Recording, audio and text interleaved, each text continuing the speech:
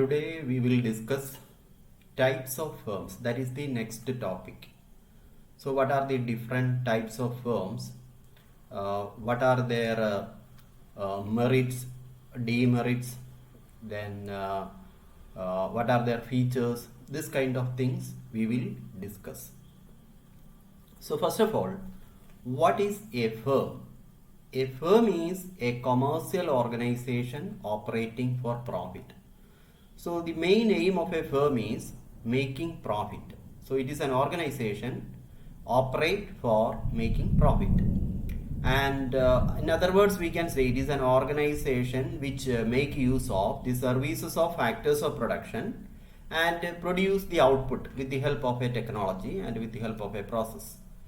അപ്പോൾ ഒരു ഫേം എന്ന് പറയുന്നത് പ്രോഫിറ്റിന് വേണ്ടി ഓപ്പറേറ്റ് ചെയ്യുന്ന ഒരു കൊമേഴ്സ്യൽ ഓർഗനൈസേഷനാണ്. ഇനി ഒരു ഫേമിൻ്റെ ഔട്ട്പുട്ട് എന്ന് പറയുന്നത് it can be a product or a service. For example a law firm, ഇപ്പോൾ ലോ സർവീസസ് പ്രൊവൈഡ് ചെയ്യുന്ന ഒരു ഫേം, അവിടെ അവരുടെ ഔട്ട്പുട്ട് എന്ന് പറയുന്നത് ഒരു സർവീസാണ്. അതേസമയം ഇപ്പോൾ നമ്മളൊരു ഫാക്ടറി എടുത്തു കഴിഞ്ഞാൽ they have some physical output. So the output can be a service or a product for a firm. Then mainly firms are classified as private sector firms, public sector firms and joint sector firms. These are the three types of firms. And first we will discuss private sector firms. So what is a private sector firm? When a firm is solely owned by or entirely owned and operated by private individuals or institutions, it will come under private sector. അപ്പോൾ ഒരു firm മുഴുവനായും ഒരു private പേഴ്സന്റെ അല്ലെങ്കിൽ ഒരു private ഇൻസ്റ്റിറ്റ്യൂഷന്റെ കീഴിലാണ് വരുന്നതെങ്കിൽ, അല്ലെങ്കിൽ ഒരു പ്രൈവറ്റ് പേഴ്സൺ അല്ലെങ്കിൽ ഇൻസ്റ്റിറ്റ്യൂഷനാണ് അത് ഓൺ ചെയ്യുന്നതെങ്കിൽ അതിനെ നമുക്കൊരു പ്രൈവറ്റ് സെക്ടർ ഫേം എന്ന് വിളിക്കാം. ഇനി പ്രൈവറ്റ് സെക്ടർ ഫേം തന്നെ പല ടൈപ്പ് ഉണ്ട്. There are different types of private sector firms. The first one is sole proprietorship. So sole proprietorship means it refers to a form of business organization which is owned, managed and controlled by an individual. So there is only one person as the owner of the firm. So that person is entirely responsible for the results of the operation. That means whether the firm is making profit or loss, everything depends on that single person. So sole proprietorship means it is a firm owned by an individual. Or we can say sole means only and proprietorship means ownership. So only owner, one or single owner, that is the meaning of sole proprietorship. ഞാൻ പറഞ്ഞത് soul എന്ന് പറഞ്ഞാൽ only, ഒന്ന് മാത്രം. പിന്നെ proprietorship എന്ന് പറഞ്ഞാൽ owner എന്നാണ്. So there is only a single owner, only owner or a single owner, that is sole proprietorship. Then what are the advantages of sole proprietorship? For each type of firms you must study its advantages and disadvantages or limitations. The exam you can expect that kind of questions also. So the important advantages of sole proprietorship are, first one, it is very easy to start or easy to exit. Not much legal formalities are there. ഇപ്പോൾ ഗവൺമെന്റിന്റെ ഒരുപാട് legal formalities ഒന്നുമില്ല. ഒരു soul proprietorship, ഒരു ഇൻഡിവിജ്വലിന്റെ firm നമ്മൾ start ചെയ്യാനായിട്ട് ഗവൺമെന്റിന്റെ ഭാഗത്തു നിന്ന് ഒരുപാട് കൺട്രോൾസ് അല്ലെങ്കിൽ റൂൾസ് റെഗുലേഷൻസ് ഒന്നുമില്ല. നമുക്ക് വളരെ വേഗം നമുക്ക് ഒരു ഫേം സ്റ്റാർട്ട് ചെയ്യാൻ പറ്റും. That is easy to start or exit. അതുപോലെ തന്നെ suppose you feel that you want to stop the business, without any difficulty you can stop it. So that is the first and the most important advantage. It is easy to start or exit. Then the second advantage is prompt and quick decision making. So we know that in sole proprietorship there is only one owner. So he can take decisions without discussing anything to anybody. ഇപ്പോൾ ഒരു ഓണറേ ഉള്ളൂ, ഒരു ഇൻഡിവിജ്വലാണ് അതിൻ്റെ owner. അപ്പോൾ അതുകൊണ്ട് അയാൾക്ക് മറ്റുള്ളവരുമായിട്ട് ഇത് ഡിസ്കസ് ചെയ്യേണ്ടിയൊന്നും വരുന്നില്ല. So he can take immediate action or he can take quick decision. So that is the second advantage. Then third advantage is confidentiality and maintenance of secrecy. This is possible under sole proprietorship. അതായത് ഈ soul പ്രൊപ്രൈറ്റർഷിപ്പിനെ സംബന്ധിച്ചിടത്തോളം അവർക്ക് there is no need to publish their business details or their financial position etc. Whatever they are doing, they can maintain secrecy. ഇവർക്കിത് പബ്ലിക്കായിട്ട് ഇത് publish ചെയ്യേണ്ട ആവശ്യമില്ല, മറ്റുള്ളവർക്ക് ഇത് കാണിച്ചു കൊടുക്കേണ്ട ആവശ്യമില്ല. അവരുടെ ഫേമിനെ സംബന്ധിക്കുന്ന details they can keep in their own hand. There is no need to publish this. അതുകൊണ്ട് അവരുടെ ഫേമിനെ സംബന്ധിക്കുന്ന കാര്യങ്ങളെല്ലാം വളരെ കോൺഫിഡൻഷ്യൽ ആയിട്ട് അവർക്ക് സൂക്ഷിക്കാനായിട്ട് സാധിക്കും. So that is another advantage. Then what are the limitations? The first one is the resources of a sole proprietor are limited. That means there is only one individual who is running the firm. അപ്പോൾ അയാളുടെ കൈവശം എന്ത് resources ഉണ്ടോ, അയാൾക്ക് എത്രത്തോളം പണം invest ചെയ്യാനുണ്ടോ, that much only is the firm's resource. That is one limitation. Then the next important limitation is the owner has unlimited liability. See, when you see the name board of a firm, sometimes you can see a few letters like LTD. That means limited. Limited companies are there. Other companies are also there. In sole proprietorship, so that is that limited. That word limited shows limited liability. It is something related to liability of the firm. Here, in the case of sole proprietorship, there is unlimited liability. And ഇവിടെ limit, first of all, you may understand what is limited liability. ഇപ്പം limited liability എന്ന് പറഞ്ഞാൽ ഒരു കമ്പനിയുടെ ഡെപ്റ്റ് അത് clear ചെയ്യാൻ ആ ഫേമിൻ്റെ assets മാത്രമേ എടുക്കുകയുള്ളൂ. അതിൻ്റെ ഓണറിൻ്റെ പേഴ്സണൽ അസറ്റ്സ് ഒന്നും അതിനു വേണ്ടി ഉപയോഗിക്കേണ്ട ആവശ്യമില്ല. ഇപ്പോൾ ഒരു company, suppose the company is closing down and whatever for a limited company, whatever assets the company owns, these assets will be used for clearing its debts. But suppose the company has taken some bank loans, and this bank loans should be cleared from the assets of the company or firm. ഇപ്പോൾ ഈ company നടത്തിയിരുന്ന അതിൻ്റെ ഓണേഴ്സിന് കുറേയധികം അവരുടെ personal assets ഉണ്ടെന്ന് വിചാരിക്കുക. അതിലൊന്നും ഈ ബാങ്കിന് യാതൊരു തരത്തിലുള്ള ക്ലെയിമും ഇല്ല. അതാണ് ലിമിറ്റഡ് ലയബിലിറ്റി എന്ന് പറയുന്നത്. But in the case of sole proprietorship there is unlimited liability എന്ന് പറഞ്ഞാൽ, if the sole proprietor has some liability, it will be, or the entire assets of the firm, his company will be taken. And if the sole proprietor has some personal assets including his house, land etcetera, ഇയാൾക്കൊരു വീടുണ്ട്, അല്ലെങ്കിൽ ഇയാൾക്ക് കുറച്ച് സ്ഥലമുണ്ട്, ഇയാളുടെ പേരിൽ ബാങ്കിൽ deposits ഉണ്ട്, ഫിക്സഡ് ഡെപ്പോസിറ്റ് ഉണ്ട്, ഇങ്ങനെയുള്ള കാര്യങ്ങളിൽ നിന്നെല്ലാം ഈ ഫേമിൻ്റെ ലയബിലിറ്റി ക്ലിയർ ചെയ്യാൻ വേണ്ടി പണം എടുക്കേണ്ടി വരും, അല്ലെങ്കിൽ ആ ബാധ്യത ഇതിലെല്ലാം വരും. So that is the meaning of unlimited liability. So in the case of sole proprietorship there is unlimited liability.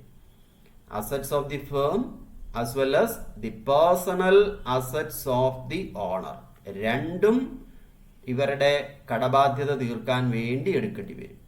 അപ്പോൾ അതാണ് unlimited liability. Then third one is the firm does not have an entity separate from the owner.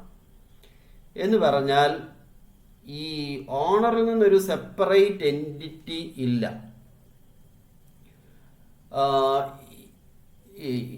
ഇത് നിങ്ങൾ കുറച്ചുകൂടെ you can understand it properly when you study the joint stock companies. ഈ joint stock കമ്പനികളെ കുറിച്ച് പഠിക്കുമ്പോൾ നിങ്ങൾക്കത് കുറച്ചുകൂടെ മനസ്സിലാകും. സോ എന്താണോ owner, what is the owner, that itself is the firm. അല്ലെങ്കിൽ ഫേമിനും ഓണർക്കും തമ്മിൽ ഇവിടെ ഒരു വ്യത്യാസമില്ല. കമ്പനിക്ക് അങ്ങനെ ഒരു സെപ്പറേഷൻ ഇല്ല. So when I explain joint stock firms, there I will explain more. Then the last one is the life of a business is limited. That means suppose there is only one owner, and if something happens to the owner, ഇപ്പോൾ ഓണറിൻ്റെ death സംഭവിക്കുന്നു, അല്ലെങ്കിൽ owner suppose he becomes ബാങ്ക്റപ്റ്റ്.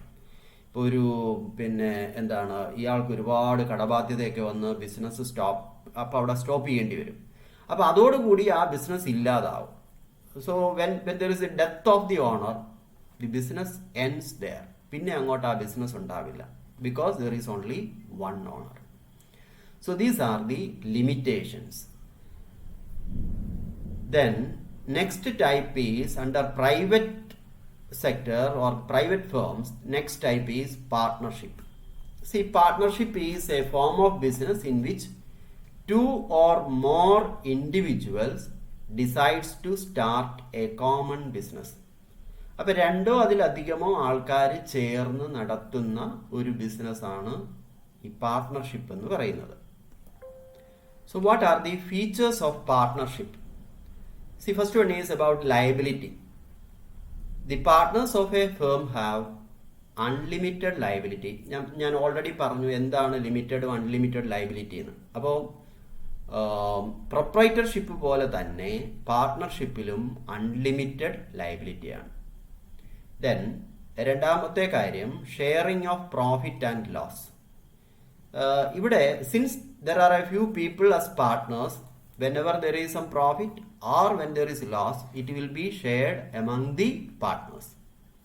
Then there is continuity, but in the case of continuity, we have seen that there is no continuity in the case of proprietorship. In the same way, there is lack of continuity of business under partnership also. If something happens to the partners, then the business will stop there, business will end there. പിന്നെ അങ്ങോട്ട് ആ business ഇല്ല. അപ്പോൾ അതുകൊണ്ടാണ് lack of continuity എന്ന് പറയുന്നത്. See this kind of features you will be able to understand in a better way when you study joint stock companies. അവിടെ അത് പഠിച്ചു കഴിയുമ്പോൾ നിങ്ങൾക്ക് മനസ്സിലാവും, ഇതെല്ലാം കുറച്ചുകൂടെ വ്യക്തമായിട്ട് മനസ്സിലാവും. Then number of partners. ഇപ്പം minimum there should be 2 partners. ഏറ്റവും കുറഞ്ഞത് 2 പേരാണ് പാർട്ട്ണർഷിപ്പിൽ വേണ്ടുന്നത്. ഈ കമ്പനീസ് ആക്ട് 2013 അനുസരിച്ച് മാക്സിമം എന്ന് പറയുന്നത് 100 ആണ്. But it can be varied subject to the number prescribed by the government. ഇപ്പോൾ ഗവൺമെന്റ് കാലാകാലങ്ങളിൽ ഈ 100 എന്നുള്ളത് ഒരുപക്ഷെ കൂട്ടുകയോ കുറയ്ക്കുകയോ ഒക്കെ ചെയ്യാം. So minimum is 2 and maximum according to the act it is 100. Then what are the merits of partnership? First one, just like proprietorship, ease of formation and closure. So in the case of partnership also, much legal formalities are not there. Government rules and regulations are not there. So we can easily start a business under partnership. ഇപ്പോൾ പ്രൊപ്രൈറ്റർഷിപ്പിലെ പോലെ തന്നെ ഇവിടെയും നമുക്ക് വളരെ വേഗം ഒരു പാർട്ട്ണർഷിപ്പിൽ ഒരു firm തുടങ്ങാൻ പറ്റും. അതുപോലെ തന്നെ നമ്മൾ വേണ്ടെന്ന് വെക്കാനും പറ്റും. It can B close down at any point of time. Then compared to proprietorship, under partnership more funds are available. ഇപ്പോൾ പാർട്ട്നേഴ്സ് എല്ലാം കൂടെ കോൺട്രിബ്യൂട്ട് ചെയ്യുന്ന അവരുടെ എല്ലാം ഒരു കോൺട്രിബ്യൂഷൻ വരും. അതുകൊണ്ട് ഈ പ്രൊപ്രൈറ്റർഷിപ്പുമായിട്ട് കമ്പയർ ചെയ്യുമ്പോൾ ഇവിടെ കൂടുതൽ ഫണ്ട്സ് അവൈലബിൾ ആണ്. Then risk is shared. Suppose there is a loss, that loss will be shared between the partners. അപ്പം അവിടെ റിസ്ക് കുറവാണ്. സോൾ പ്രൊപ്രൈറ്റർഷിപ്പിൽ എന്തെങ്കിലും ഒരു ലോസ് ഉണ്ടായാൽ അത് ആ സിംഗിൾ ഓണർ അയാൾ മാത്രമായിട്ട് അത് മീറ്റ് ചെയ്യേണ്ടി വരും. പക്ഷെ ഇവിടെ in the case of partnership this loss will be shared among the partners. അപ്പോൾ റിസ്ക് കുറവാണ്. And they can maintain secrecy. Like a proprietorship, there is no need to publish the financial position of the company, അല്ലെങ്കിൽ കമ്പനിയുമായി ബന്ധപ്പെട്ട ആ ഫേമുമായി ബന്ധപ്പെട്ട കാര്യങ്ങളൊന്നും publish ചെയ്യേണ്ട ആവശ്യം ഇല്ല. So these are the merits. See, for examination, definitely you must remember all these points very specifically. നിങ്ങൾക്ക് തോന്നിയതുപോലെ എന്തെങ്കിലും എഴുതരുത്. ഈ പോയിന്റ്സ് ഒക്കെ വളരെ വ്യക്തമായി ഓർത്തിരുന്ന് ആ പോയിന്റ്സ് നമ്പർ ഇട്ട് അണ്ടർലൈൻ ചെയ്ത് തന്നെ എഴുതുക. Then limitations. What are the limitations? Just like proprietorship, there is unlimited liability. That is the first limitation. There is unlimited liability. Then second one is limited resources. Limited resources എന്ന് പറയുമ്പോൾ ആ ഓണേഴ്സിന്റെ contribution എന്താണോ അത്രയും മാത്രമേ ഉള്ളൂ. അതുകൊണ്ടാണ് അവരുടെ resources limited ആണെന്ന് പറയുന്നത്. Whatever amount the partners can invest, that much only is the resources of the firm. So that is limited. That depends on the partners. അവർക്ക് എത്രമാത്രം കോൺട്രിബ്യൂട്ട് ചെയ്യാൻ പറ്റുമോ അത്രയുമേ ഉള്ളൂ. Then there is lack of continuity. Just like sole proprietorship, ഇവിടെ if something happens to the partners, അല്ലെങ്കിൽ company കടബാധ്യതയിലേക്ക് പോയി, so there it will stop. There the firm will end or the business will end. അപ്പോൾ അതുകൊണ്ട് lack of continuity ഇവിടെയും ഇല്ല, പാർട്ട്ണർഷിപ്പിലും ഇല്ല. So this is the second type of firms under private sector. See, next is the most important type of firms, that is joint stock companies. See, what is the joint stock company? A joint stock company is a business organization that is owned jointly by all its shareholders. അപ്പോൾ share holders ആണ് ഒരു joint stock കമ്പനിയുടെ owners എന്ന് പറയുന്നത്. അപ്പം ആരെല്ലാം whoever is purchasing the shares of a company, they have the ownership.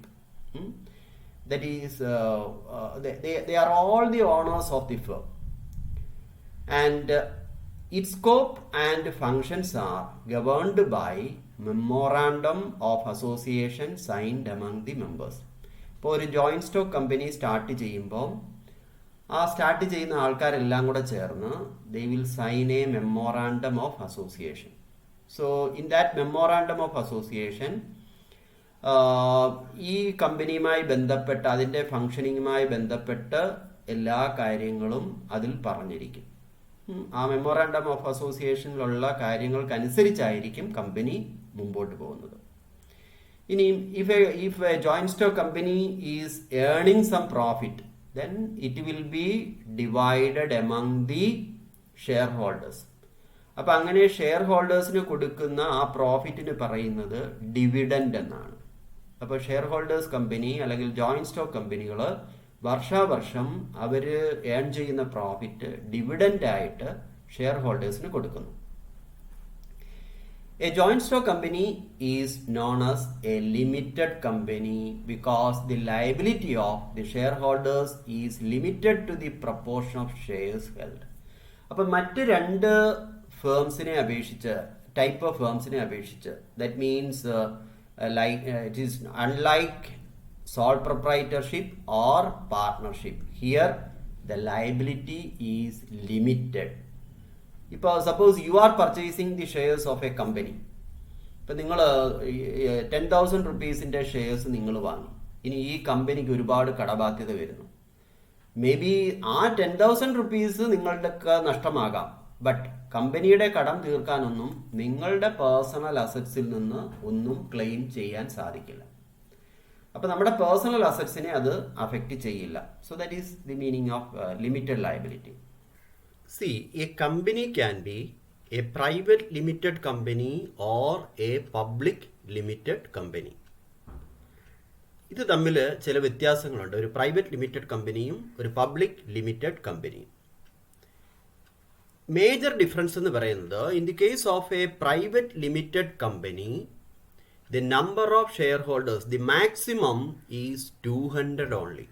There can be 200 members in a private limited company and the minimum is 2. അപ്പം minimum share holders 2 maximum 200 ആണ് ഒരു private limited കമ്പനിയുടെ കേസിൽ. But in the case of A public limited company the minimum number of share holders is 7 and maximum is unlimited. It can B any number, എത്ര വേണമെങ്കിലും ആവാം public limited കമ്പനിയിൽ. ഇത് വളരെ ഇമ്പോർട്ടൻ്റ് ആയിട്ടുള്ള ഒരു ഡിഫറൻസ് ആണ്. മറ്റൊന്ന്, in the case of a private limited company, the shares can be sold only among the members. ഇപ്പോൾ മാക്സിമം 200 മെമ്പേഴ്സ് ആകാമെന്ന് പറഞ്ഞു. ഇതിൽ ആർക്കെങ്കിലും ഷെയർ വിൽക്കണമെങ്കിൽ ഈ മെമ്പേഴ്സിൻ്റെ ഇടയിൽ മാത്രമേ വിൽക്കാൻ സാധിക്കുകയുള്ളൂ. They cannot sell it openly to the public. ഇപ്പോൾ പ്രൈവറ്റ് ലിമിറ്റഡ് കമ്പനിയുടെ കേസിൽ ഷെയർസ് പബ്ലിക്കിന് വിൽക്കാൻ സാധിക്കില്ല. But in the case of a public limited company, there are no such restrictions in the sale of shares. You can sell your shares to anyone.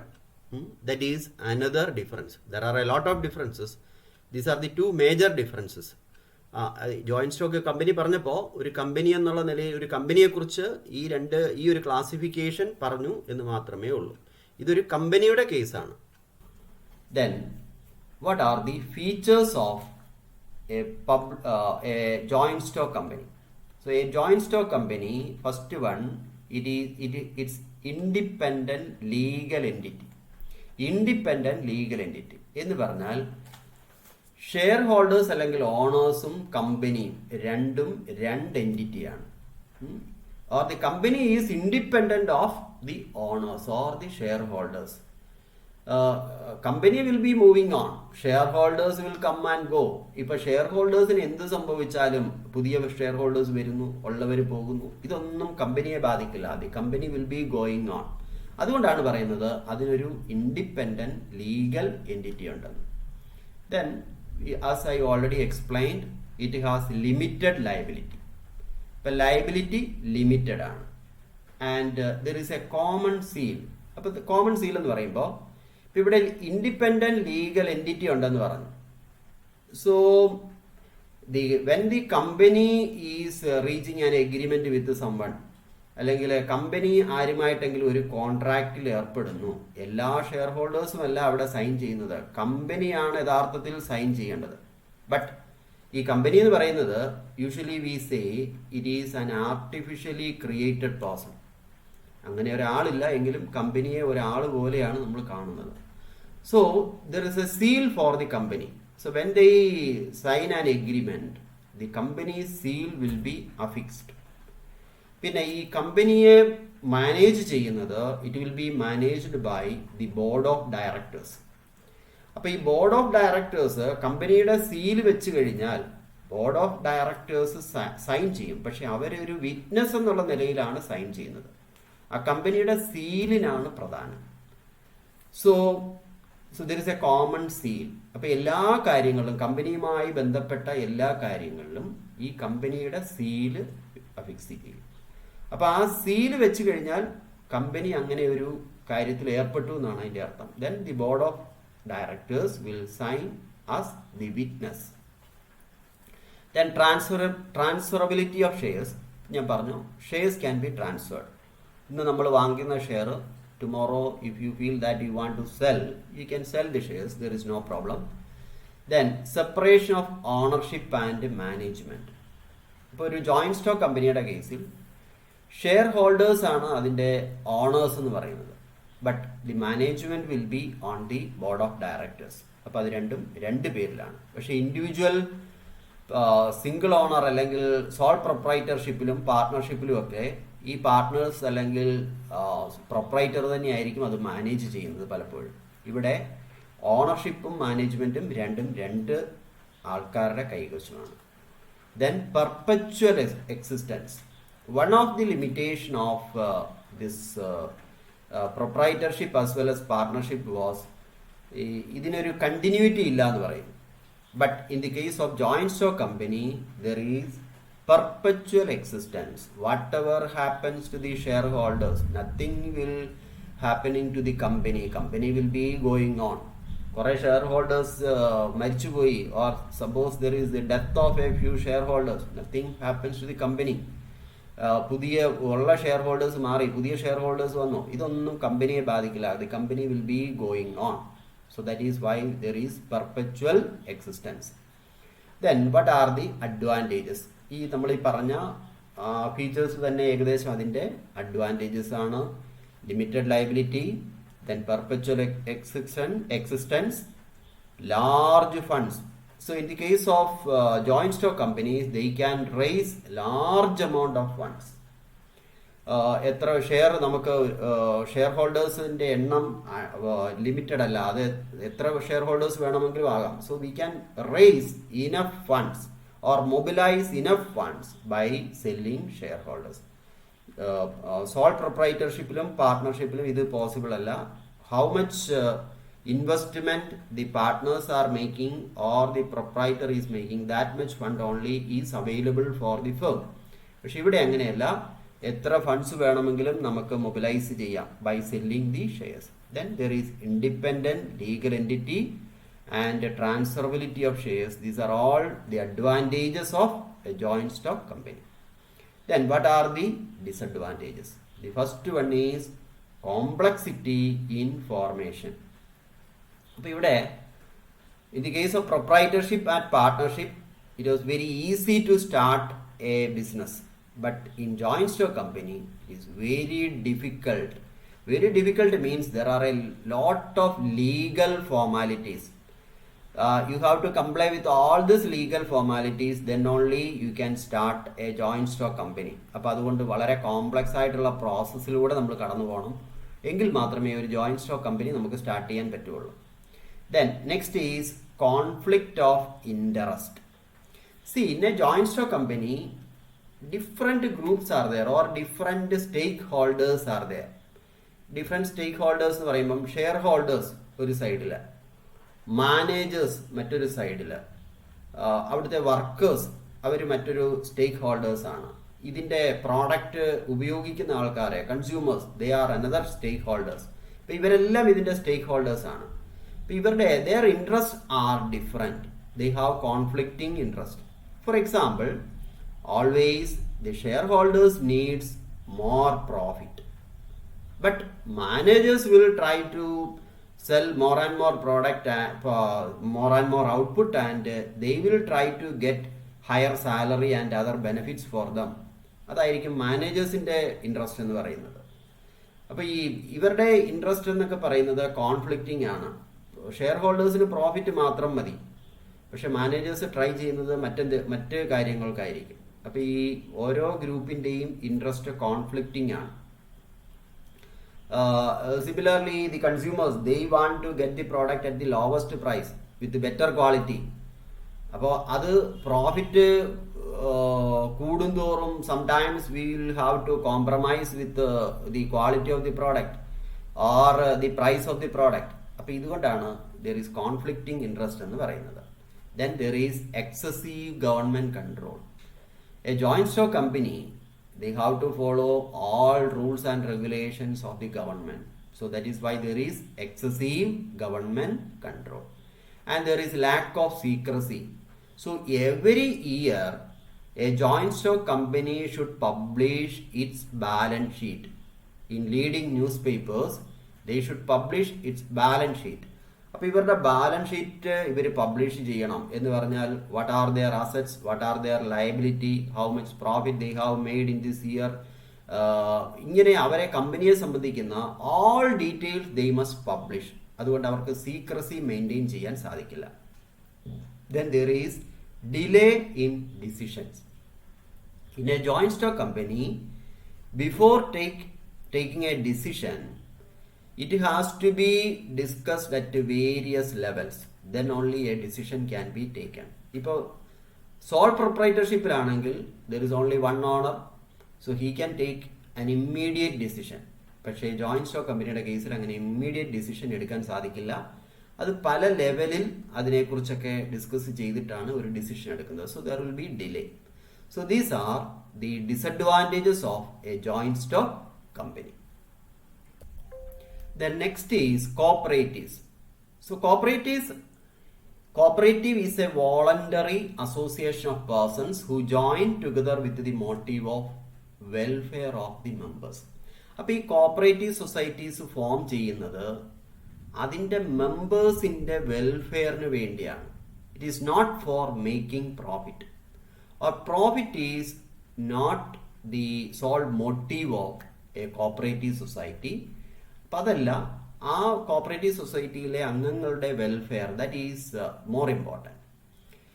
Then a cooperative society should be registered under the Cooperative Societies Act 1912, and the capital of a cooperative society is raised from its members through issue of shares.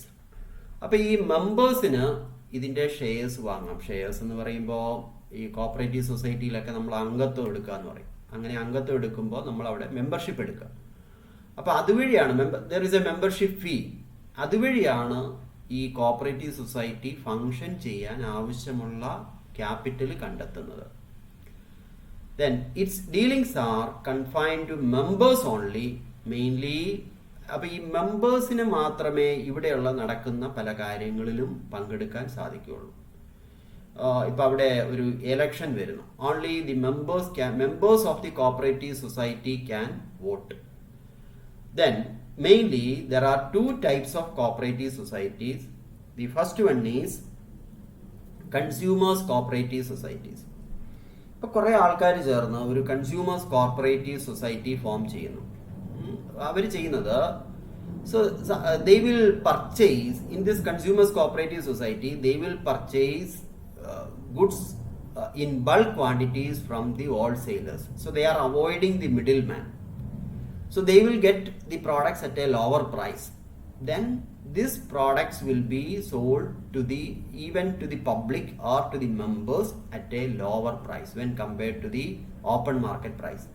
അപ്പോൾ consumer cooperative society വഴി നമ്മൾ വാങ്ങുമ്പോൾ പുറത്തുള്ളതിനേക്കാൾ കുറഞ്ഞ വിലയ്ക്ക് നമുക്ക് ഈ സാധനം വാങ്ങിക്കാൻ പറ്റും. അതിനുവേണ്ടിയാണ് ഈ കൺസ്യൂമേഴ്സ് കോപ്പറേറ്റീവ് സൊസൈറ്റീസ് ഫോം ചെയ്യുന്നത്. Then there are producers cooperative societies also, that is for the welfare of small scale producers, small scale farmers and all. അവരുടെ വെൽഫെയറിന് വേണ്ടിയാണ് പ്രൊഡ്യൂസേഴ്സ് കോപ്പറേറ്റീവ് സൊസൈറ്റീസ് ഫോം ചെയ്യുന്നത്. ഇപ്പോൾ ഒരു പ്രൊഡ്യൂസർ കോപ്പറേറ്റീവ് സൊസൈറ്റിയിൽ what they are doing, the inputs they need, suppose it is a farmers cooperative society, then they need seeds, they need fertilizers, then the other inputs. അപ്പോൾ ഇങ്ങനെയുള്ള inputs ഒക്കെ ഇവർ ബൾക്കായിട്ട് വാങ്ങുന്നു. then it is distributed to the members at a lower price. ഇപ്പോൾ fertilizers open മാർക്കറ്റിൽ നിന്ന് വാങ്ങുന്നതിനേക്കാൾ മെമ്പേഴ്സിന് കോപ്പറേറ്റീവ് സൊസൈറ്റിയിൽ നിന്ന് വാങ്ങാൻ പറ്റും. Not only that, the marketing of the products, their products, that is very important. Through producers cooperative societies, the marketing is possible. അപ്പോൾ ഈ കോപ്പറേറ്റീവ് സൊസൈറ്റിയിലെ മെമ്പേഴ്സ് പ്രൊഡ്യൂസ് ചെയ്യുന്ന പ്രോഡക്ട്സ് എല്ലാം സൊസൈറ്റി കളക്ട് ചെയ്ത് അതെവിടെയാണോ പ്രോപ്പറായ രീതിയിൽ സെയിൽ നടത്താൻ പറ്റുന്നത് അവിടെ അവർ വിൽക്കാൻ സാധിക്കും. So instead of finding the buyers for each farmer, collectively they sell the products.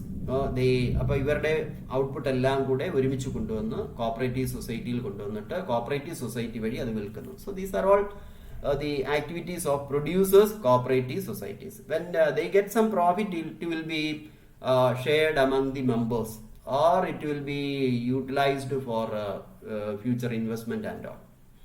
Then what are the advantages? See, the first one is equality in voting status. See, for one member there is one vote. That is the rule of cooperative society. Whether they have contributed more money for starting the cooperative society or less money, etc., for one member there will be one vote. Then limited liability, that is another important advantage of a cooperative society. Liability limited aanu. For a joint stock company also the liability is limited. Then there is stable existence. Like joint stock companies, even if something happens to a few members, so there is no problem for the cooperative society, it will be going on. So it has a stable existence. Then economy in operations. ഈ cooperative സൊസൈറ്റിയെ സംബന്ധിച്ചോളം പലപ്പോഴും members ആണ് അവിടെ പല ജോലികളും ഒക്കെ ചെയ്യുന്നത്. അതുകൊണ്ട് അവർക്ക് അവരുടെ കോസ്റ്റ് വളരെയധികം കുറയ്ക്കാനായിട്ട് സാധിക്കും. So there is with less cost they can function. So there is economy in operations. Then next one is ease of formation. വളരെ ഈ കോപ്പറേറ്റീവ് സൊസൈറ്റി തുടങ്ങുന്നതിനും വലിയ കോംപ്ലിക്കേറ്റഡ് ആയിട്ടുള്ള ലീഗൽ ഫോർമാലിറ്റീസ് ഒന്നുമില്ല. നമുക്ക് വളരെ പെട്ടെന്ന് we can start a cooperative society. So that is another advantage. Then what are the limitations? The resource of a cooperative society is limited. മെമ്പേഴ്സിൻ്റെ contribution അല്ലെങ്കിൽ ആ മെമ്പർഷിപ്പ് ഫീ അതാണ് ഇവരുടെ വർക്കിംഗ് ക്യാപിറ്റൽ എന്ന് പറയുന്നത്. Unlike joint stock companies they cannot issue shares to the, ഇപ്പം ഇങ്ങനെ share market വഴിയൊന്നും ഇത് വിൽക്കാനൊന്നും സാധിക്കില്ല. So their resources are limited. Joint stock കമ്പനികളെ പോലെ റിസോഴ്സസ് ഒരു കോപ്പറേറ്റീവ് സൊസൈറ്റിക്ക് ഇല്ല. Then inefficiency in management. ഈ കോപ്പറേറ്റീവ് സൊസൈറ്റീസ് പലപ്പോഴും എലക്റ്റഡ് മെമ്പേഴ്സ് ആണ് അത് മാനേജ് ചെയ്യുന്നത്. They may not be competent persons, so there will be some inefficiency in management. But in the case of joint stock companies, they are managed by very competitive, വളരെ competent ആയിട്ടുള്ള ആൾക്കാരായിരിക്കും അത് manage ചെയ്യുന്നത്. They are professionally qualified people. But in the case of cooperative society, it will not be like that. Then lack of secrecy. So in the case of cooperative society also, everything should be disclosed to the members. മെമ്പേഴ്സിന് ഇതെല്ലാം disclose ചെയ്തിരിക്കണം. അപ്പോൾ ഇവർക്ക് secrecy maintain ചെയ്യാൻ സാധിക്കില്ല. Then government control. Definitely the cooperative societies are under the control of the government. Government rules and regulations, government directions they have to follow. Then another limitation is there will be some differences of opinion among the members about a particular thing. There will be differences of opinions. എല്ലാവരുടെയും അഭിപ്രായം ഒന്ന് തന്നെയാണോ എന്നില്ല, എല്ലാവരുടെയും തീരുമാനം ഒന്ന് തന്നെയാണോ എന്നില്ല. That will be a problem in running a cooperative society. Next is public sector firms.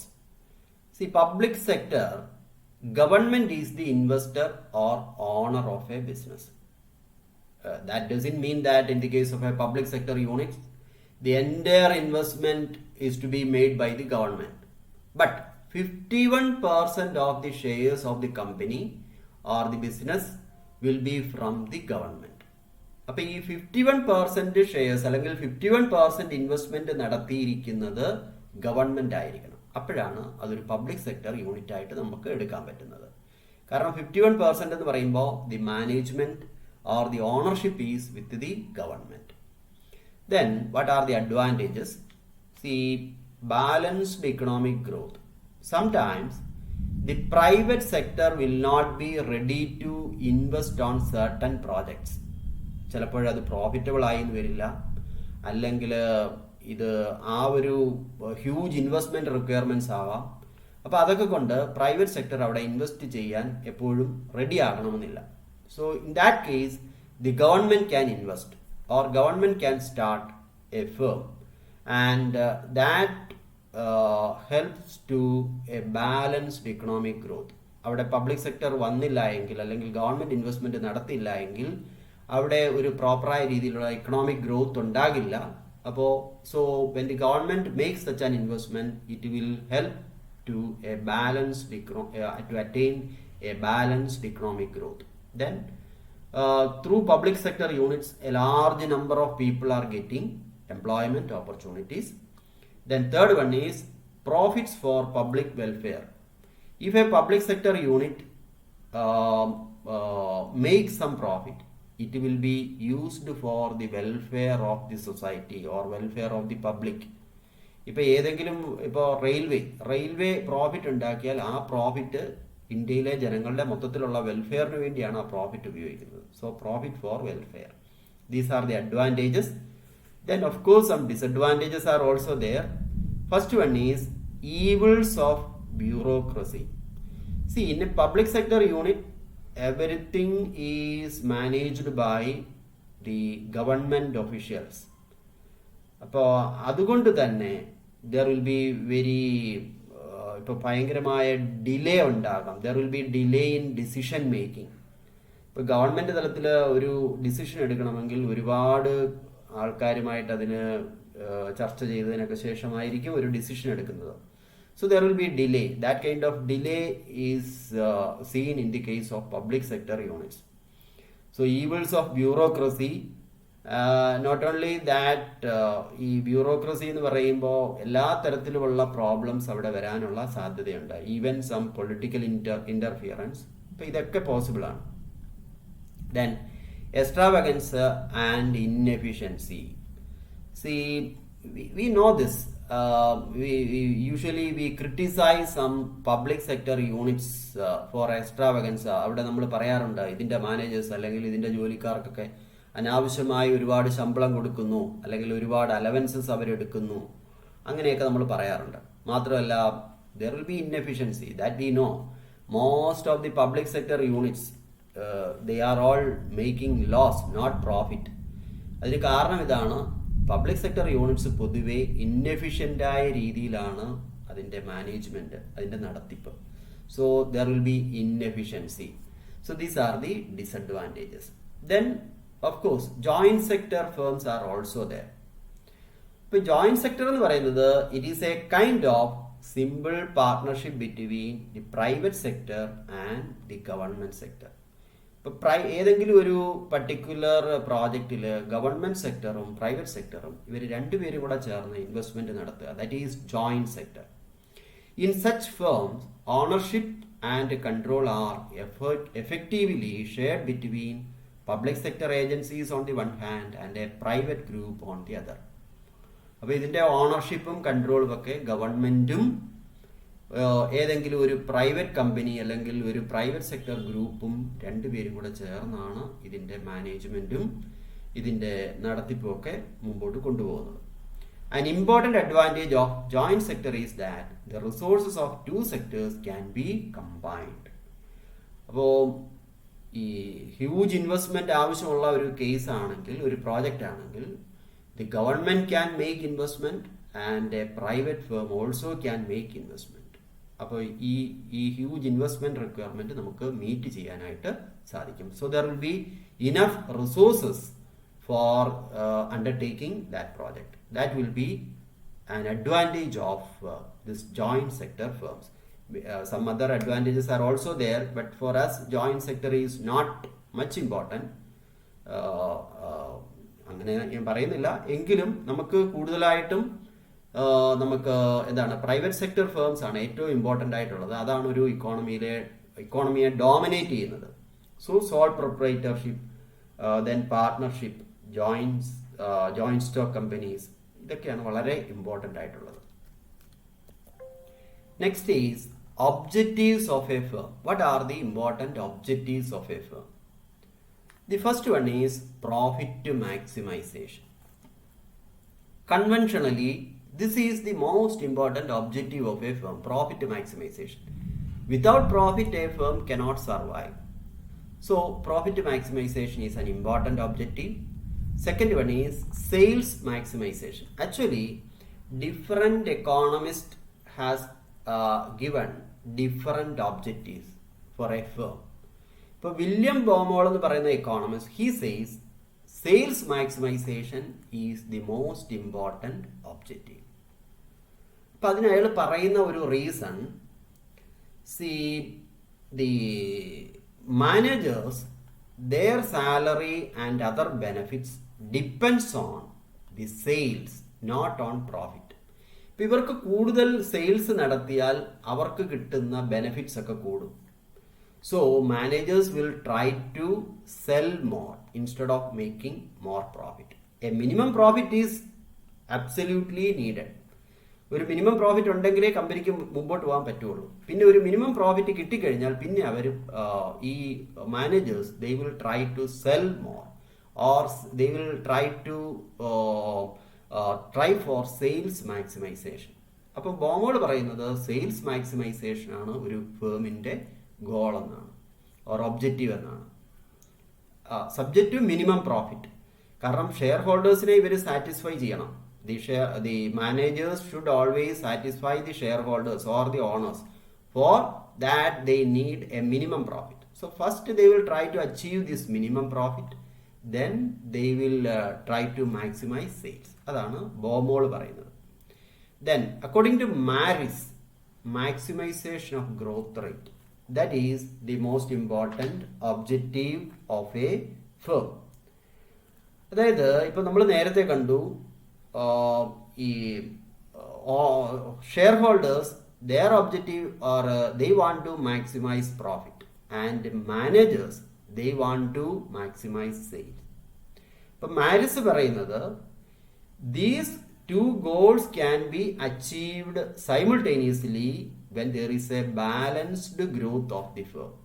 ഇപ്പോൾ ഫേമിന് ബാലൻസ്ഡ് ഗ്രോത്ത് ഉണ്ടെങ്കിൽ ആദ്യം പറഞ്ഞ രണ്ട് ഒബ്ജക്റ്റീവ്സും അച്ചീവ് ചെയ്യാൻ പറ്റുമെന്നാണ് പറയുന്നത്. അതായത് ഈ ബാലൻസ്ഡ് ഗ്രോത്ത് എന്ന് പറയുന്നത് the rate of growth of, നിങ്ങൾക്ക് ഇതൊരു വലിയ തിയറിയാണ്. ഈ ഓരോ ഒബ്ജക്റ്റീവ് എന്ന് പറയുന്നതും actually these are all theories in economics, micro എക്കണോമിക്സിലെ വളരെ ഇലാബറേറ്റ് ആയിട്ടുള്ള തിയറീസ് ആണ്. അപ്പം നമ്മൾ അതിലേക്കൊന്നും പോകുന്നില്ല. നമ്മൾ അതിന് വളരെ എന്താണെന്ന് രണ്ടോ മൂന്നോ സെന്റൻസിൽ നമ്മൾ പറയുന്നുള്ളേ ഉള്ളൂ. അപ്പം മാരിസ് പറയുന്നത് ഇതാണ്, ഒരു ബാലൻസ്ഡ് ഗ്രോത്ത് ഒരു ഫേമിനുണ്ടാകുമ്പോൾ there will be profit maximisation as well as sales maximisation. Balanced growth എന്ന് പറയുന്നത് ഫേമിൻ്റെ ഔട്ട്പുട്ടിനുള്ള ഡിമാൻഡ്, അതിൻ്റെ ഗ്രോത്തും the growth of capital supply to the firm, ഈ രണ്ട് കാര്യങ്ങളുടെയും ഗ്രോത്ത് ബാലൻസ്ഡ് ആയിട്ട് മുമ്പോട്ട് പോകുമ്പോൾ there will be profit maximization as well as sales maximization. ഇത് രണ്ടും സൈമിൾട്ടേനിയസ് ആയിട്ട് അച്ചീവ് ചെയ്യാൻ പറ്റുമെന്നാണ് പറയുന്നത്. അതായത് ഫേമിൻ്റെ the demand for the output of the firm, അതിൻ്റെ ഗ്രോത്തും ഫേമിന് ആവശ്യമായ ക്യാപിറ്റൽ സപ്ലൈ അല്ലെങ്കിൽ ആ ക്യാപിറ്റലിൻ്റെ ഗ്രോത്തും, ഇത് രണ്ടും ബാലൻസ്ഡ് ആയിട്ട് മുമ്പോട്ട് പോകണം. അതാണ് മാരിസ് പറയുന്നത്. Output maximization, that is another objective of the firm. Output maximization ഈ മിൽട്ടൺ കഫോൾഗീസ് പറയുന്നത്, once the firm achieve a minimum profit then they will try to maximize their output. അതാണ് മിൽട്ടൺ പറയുന്നത്. Then another objective according to Skitowski, it is maximization of satisfaction. അതായത് ഒരു firm once they or the owner of a firm, once they attained a minimum profit, ഇപ്പോൾ അവർക്ക് ആവശ്യമുള്ള കുറച്ച് ഒരു profit അവർ earn ചെയ്ത് കഴിഞ്ഞാൽ then they will try to maximize their own satisfaction. അല്ലാതെ എപ്പോഴും മാക്സിമം പ്രോഫിറ്റ് എന്ന് പറഞ്ഞ് മാത്രം ഇരിക്കില്ല. അവർക്കൊരു മിനിമം പ്രോഫിറ്റ് വേണം. അത് കിട്ടിക്കഴിഞ്ഞാൽ പിന്നെ അവരുടെ സാറ്റിസ്ഫാക്ഷൻ മാക്സിമൈസ് ചെയ്യാനായിട്ട് അവർ ശ്രമിക്കുന്നു. അതായത് ഇപ്പം നമ്മൾ they will give more importance to leisure. ഇപ്പം നമ്മളൊരു കമ്പനി നടത്തുകയാണെന്ന് വിചാരിക്കാം.